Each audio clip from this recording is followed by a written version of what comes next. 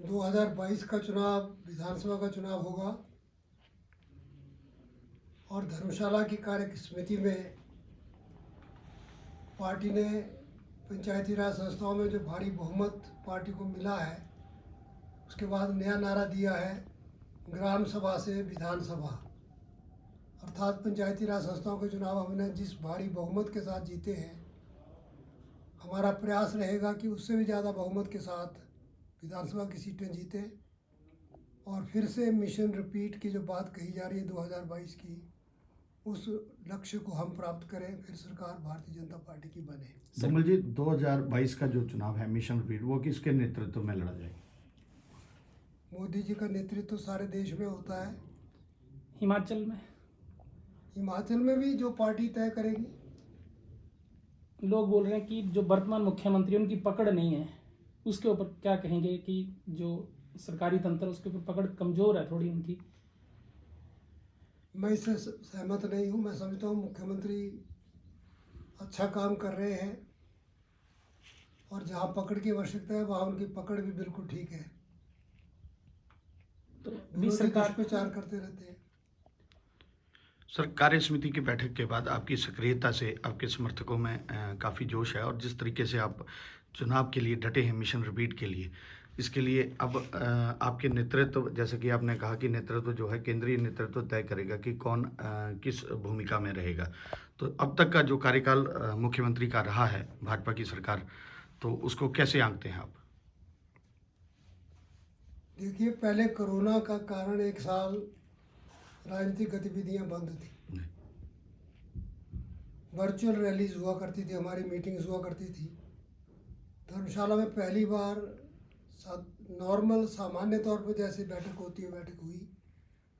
उसके बाद पार्टी ने कार्यक्रम दिया कि चुने हुए प्रतिनिधियों को सम्मानित किया जाए मंडलों की ओर से, मंडलों के प्रशिक्षण शिविर हों।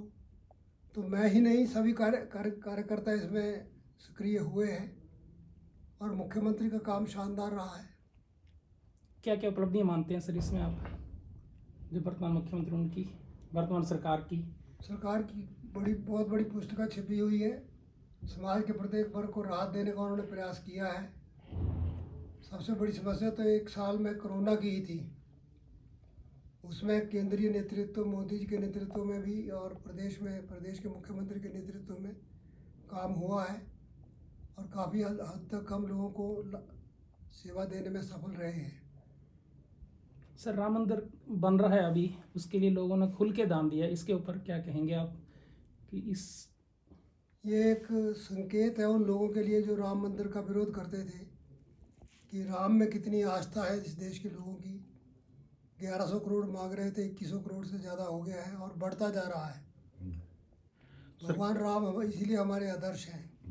सर, किसान आंदोलन, किसान लगातार 3 महीने से सड़कों पर बैठे हैं, अभी तक कोई भी मामला सुलझ नहीं पाया है, क्या कहेंगे? सरकार ने 1.5 साल के लिए कानून को लागू ना करने की बात कही है और कहा है कि आपको जो जो कानून में आपत्तियां हैं वो हमें बताओ, हम उनको दूर करने के लिए तैयार हैं।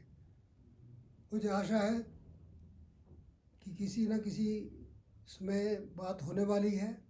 बात होगी तो समस्या का समाधान होगा। विश्व युद्ध भी होते हैं, कई बार 2 राष्ट्रों के बीच में युद्ध होते हैं। फैसला हमेशा टेबल पे होता है, वार्ता के माध्यम से होता है। हर आंदोलन का अंत भी और उसका समाधान भी वार्ता से निकलता है। मुझे विश्वास है किसान और सरकार मिलकर बैठेंगे और जो बिचौलिए इनके बीच आके आप फंसे हैं, राजनीतिक बिचौलिए हों, दूसरे बिचौलिए हों, वो बाहर होंगे और सरकार और किसान की बात होगी, उस समस्या का समाधान होगा। सभी अभी 5 प्रदेशों में चुनाव हैं, तो उसमें क्या लगता है भाजपा को कितना जन समर्थन मिलेगा? 5 प्रदेशों में हमारी सरकार होगी, कमल खिलेगा। नहीं, किसान आंदोलन, क्योंकि किसान भी अभी जो आंदोलन चल रहा था, उन्होंने कहा कि किसान भी जो जहाँ पे चुनाव हो रहे हैं उन प्रदेशों में जाएंगे और अपील करेंगे कि भाजपा को वोट ना दें, तो इसका कितना प्रभाव देखते हैं? जहाँ आंदोलन हो रहे हैं वहाँ इलेक्शन हुई तो वहाँ भी बीजेपी जीती है, यहाँ भी जीतेगी।